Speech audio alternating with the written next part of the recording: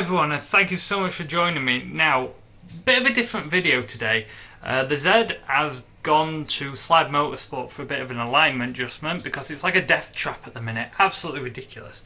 Now, which is all good and, and I've been quite reasonable. However, once I've took it there is other issues, of course. It's a Z, and it turns out altogether it's going to cost about £500. That's like, it's insane for me. But hey ho, it doesn't matter because it's going to happen. I'd saved up for the Link ECU to be put in.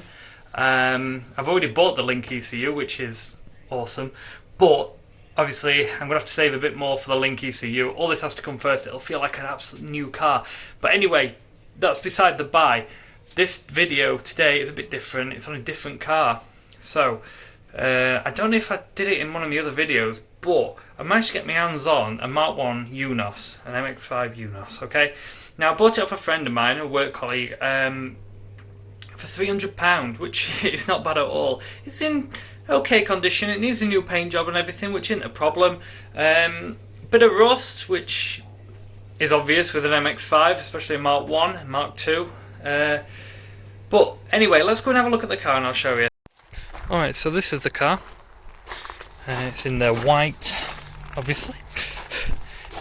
Now, I'll just do a quick run around. Obviously, there's these bits here what need putting back in and sorting out. Battery's currently on charge. So today what I'm going to be doing is showing you, because the head speakers in the Eunos were head speakers, okay? There you go. So these over time degrade and break and don't work anymore.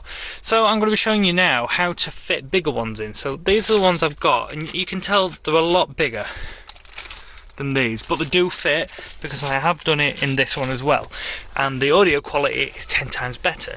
Now this, I don't think this actually should have this tan interior, because all this is normal, and when it's meant to be tan, it's meant to all be tan.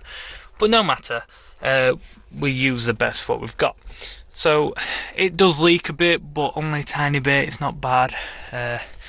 Obviously you've got the nice steering wheel, which the horn does not work. That's not a problem. For £300 it's a good starting point. And a nice cup holder. This is a nice issue. Okay, so I'm going to be showing you how to do this. It's quite simple. All you really need: screwdriver, Stanley knife, maybe some wire cutters, maybe. Just depends, but let me go get the tools and we'll crack on with it. Alright, so I've got my tools here. Now, I don't need to worry about the covers, because you're not going to be able to put them on. Okay, there's one thing making the speakers bigger, but that is ridiculous.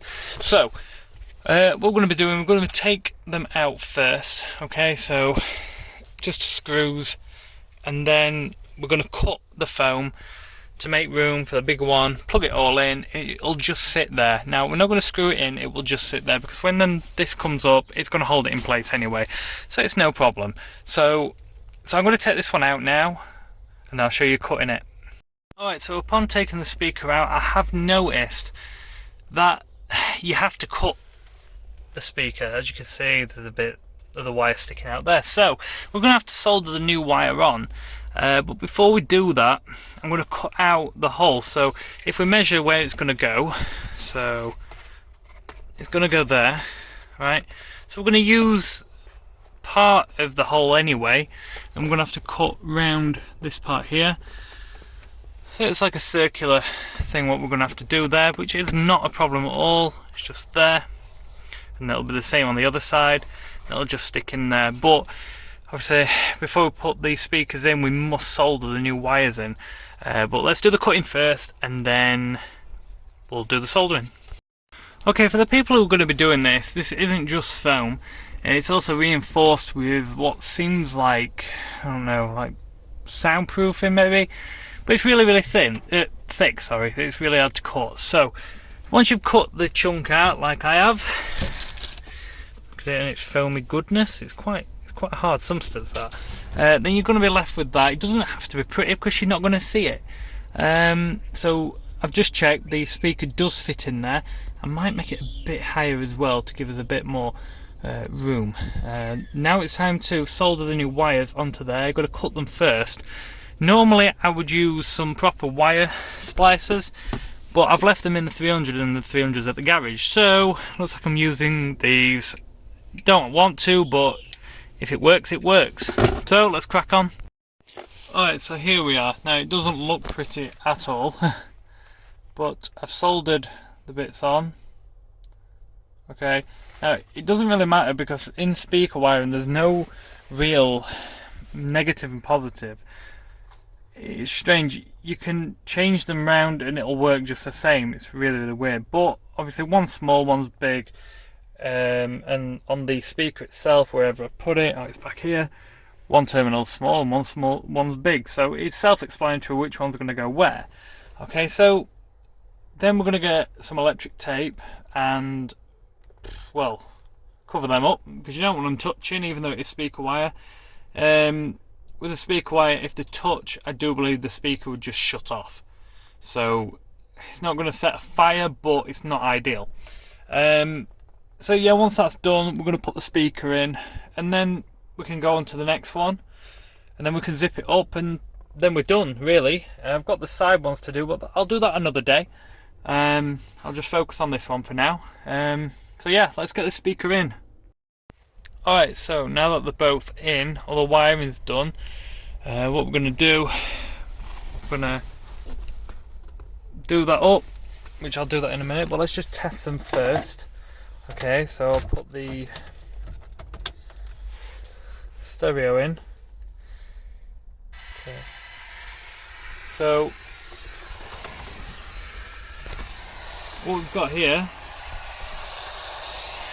static obviously, but it's coming out of both of them. Let me try and get a channel, and I'll show you.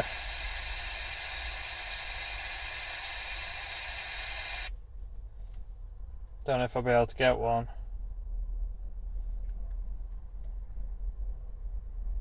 No, I can't seem to get a channel, but anyway, they're in, they're wired up, and there we go, happy days. So I'm going to do this up and then I'm going to call it a night, I think. So thank you so much for joining me. If you've got a MX-5 Mark 1 and you've done this mod, please let me know in the comments. Also, if you've got a 300ZX and you've got seats in there and you've actually done this, I would love to hear from you because it's something I probably will do in the future. So please get in touch with me on that. So thank you guys so much for joining me. See you all real soon, I guess, at car shows, etc. Bye.